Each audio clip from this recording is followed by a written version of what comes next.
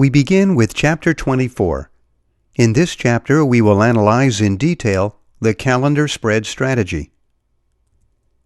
The calendar spread position is used when the market outlook is neutral around the strike price. The strategy consists of buying one option and selling another option with the same strike price and a closer expiration date. The options must be all calls or all puts. Here we can see the risk graph of the position. What we are seeing is a graph with two axes. On the vertical axis, the profits and losses of the position are indicated, and on the horizontal axis, the stock price is indicated. It is important to mention that the graph indicates the profits and losses per share on the expiration date of the short contract, and besides, the values do not include brokerage commissions. The debit paid to initiate the position is given by the difference between the premium of the long option and the premium of the short option. That is, it is the difference between the premium paid and the premium received. As the short option has a closer expiration date, the premium received is lower than the premium we must pay for the long option. Remember that both options have the same strike price. The maximum profit on this strategy must be calculated by using specialized software. Some brokers in particular offer tools for this kind of analysis.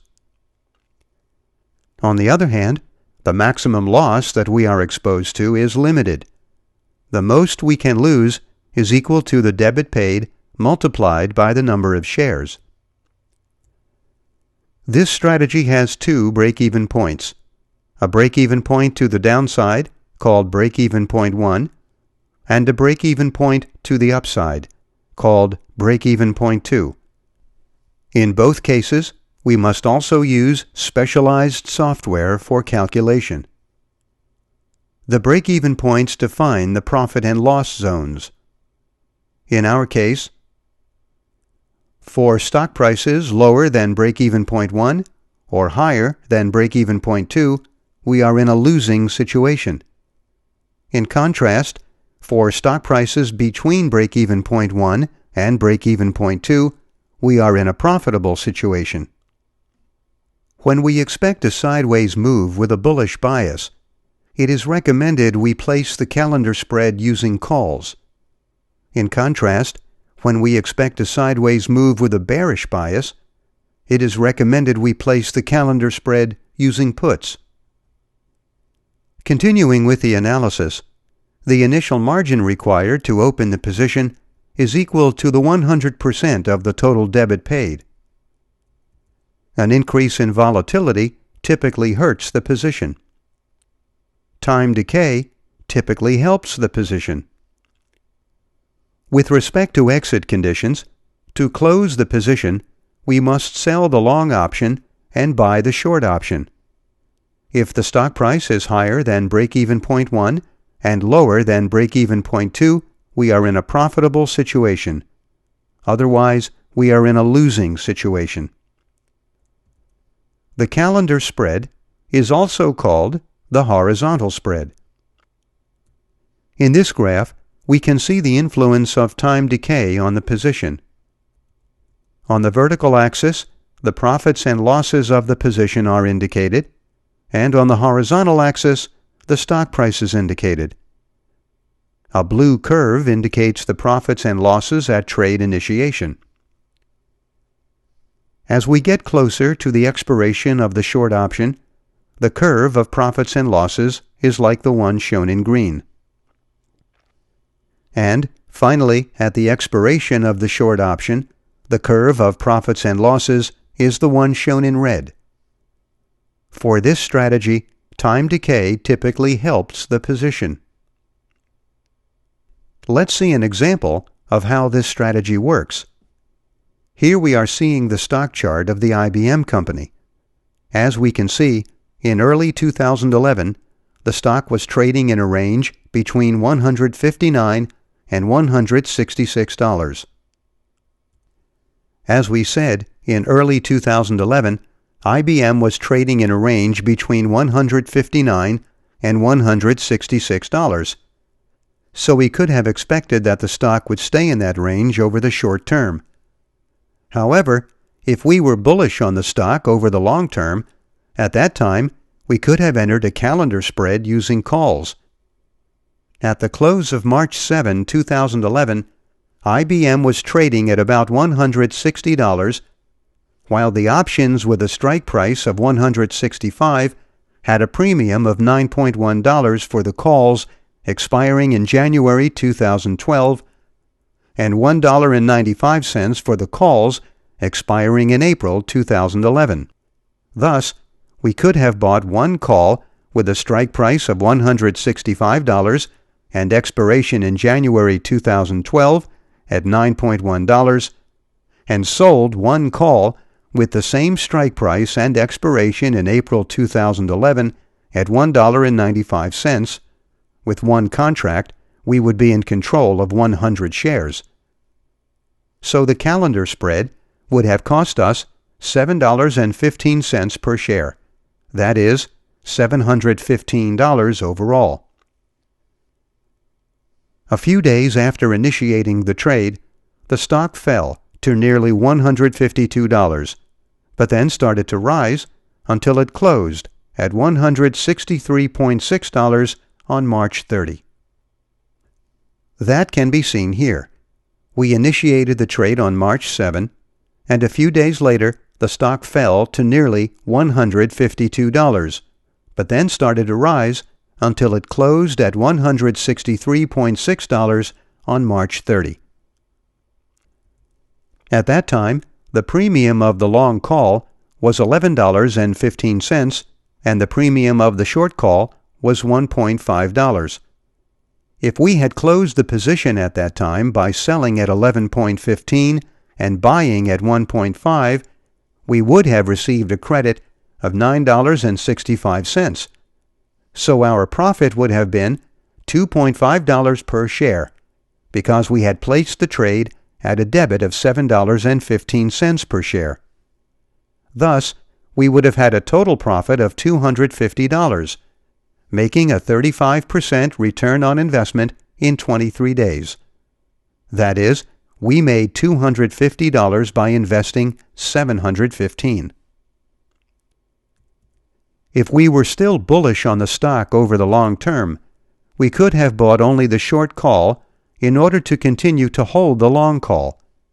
In that case, we would have locked in 45 cents of the premium received, which was $1.95. Thus, we would be holding the long call, and we could sell another call with a closer expiration date if we wished. 2 weeks later, on April 15, the expiration date of the short option, the stock closed at $166.21. That can be seen here. 2 weeks later, on the expiration date of the short option, the stock closed at $166.21. At that time, the premium of the long call was $12.1, while the short call expired in the money by $1.21. So if we had held the position to the expiration of the short call, we would have received a credit of $10.89. So our profit would have been $3.74 per share, because we had placed the trade at a debit of $7.15 per share. Thus, we would have had a total profit of $374, making a 52% return on investment in 39 days.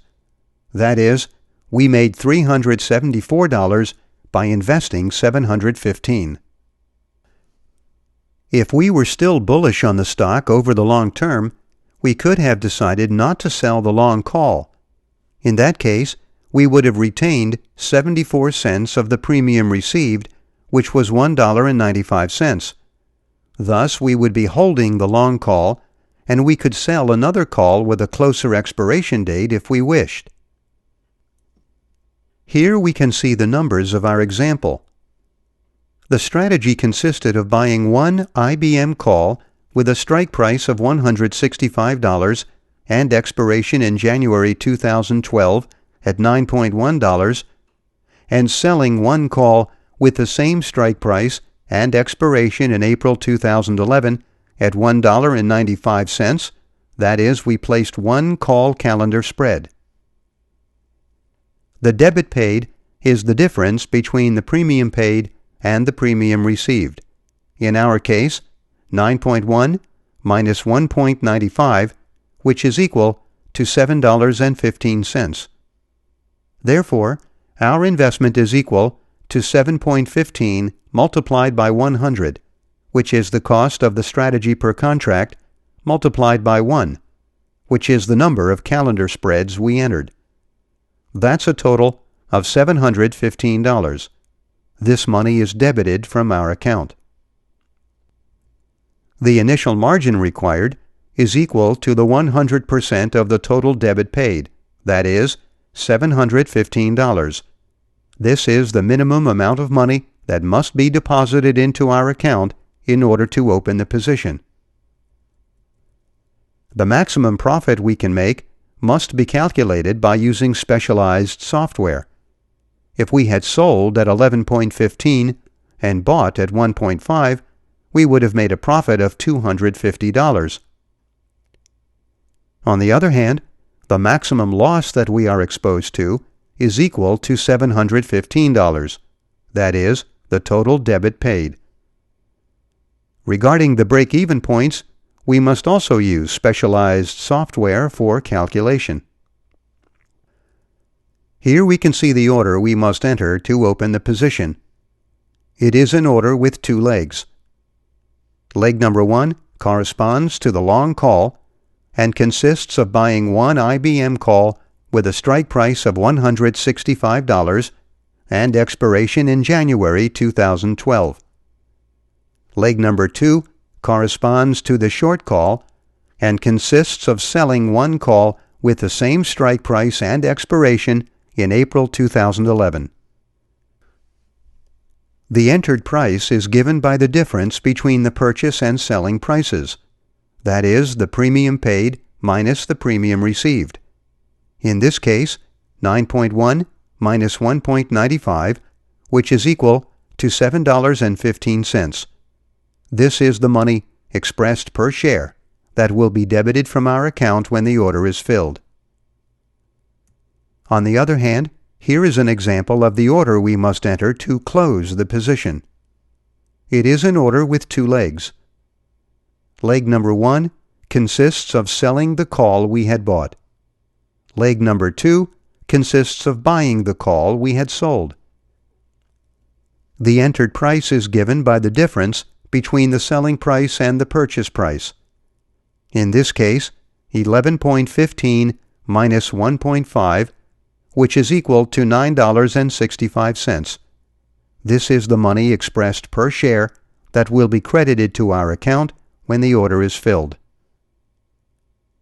Here we ended the chapter, Calendar Spread. In the next chapter, number 25, we will analyze in detail the diagonal spread strategy.